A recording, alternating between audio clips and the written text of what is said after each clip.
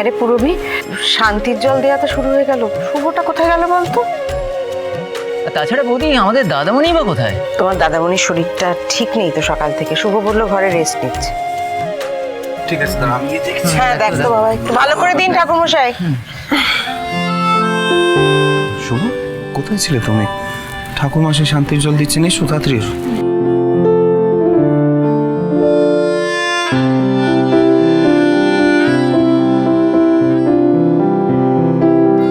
বাবা এখনো এখানে আসেনি? আচ্ছা আমরা একটা কাজ করি, তাহলে দাদামণিকে ডেকে আনি। না না, বাবাকে আমি ঘরে গিয়ে শান্তির জল দিয়ে আসবো। বেশ।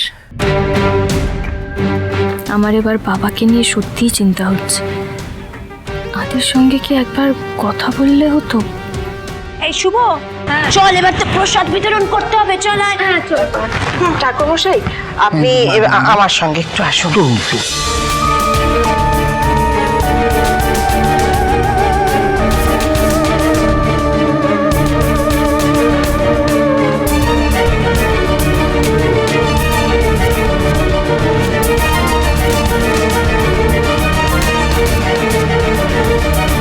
যেটা আমার আমি ফিরিয়ে নিতে চাই, আমার অধিকার। কিসের অধিকার? তোমার স্ত্রীর অধিকার। আমি তোমার স্ত্রী পুলক, তোমার সন্তানের মা। আমি তোমার স্ত্রী পুলক, তোমার সন্তানের মা। আসুন ঠাকুরমশাই, আসুন।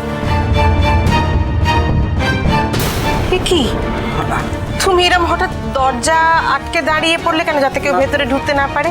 আরে ঠাকুরমশাই এসেছেন তোমার শান্তির জল দিতে। ওম শান্তি, ওম শান্তি, ওম শান্তি। ঠাকুরমশাই আপনি যান।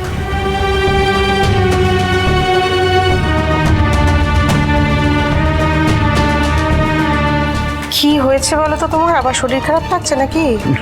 না না না, শরীর খারাপ হবে কেন? ঠিক আছে।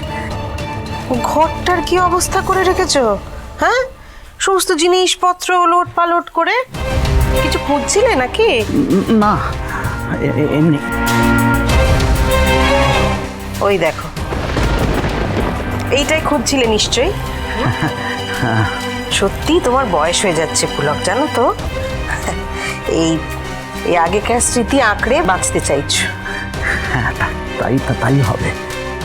পুলক মনে আছে তোমার, যেদিন যেদিন আদিকে প্রথম কোলে নিলাম আমি? ওরে বাবা রে বাবা, আমার জীবনের শ্রেষ্ঠ দিন, আমার আদরের, আমার চোখের মনি আদি। আর ভাবো আজ আদি কত বড় হয়ে গেল না? হ্যাঁ, নিজেই এখন ছেলের বাবা।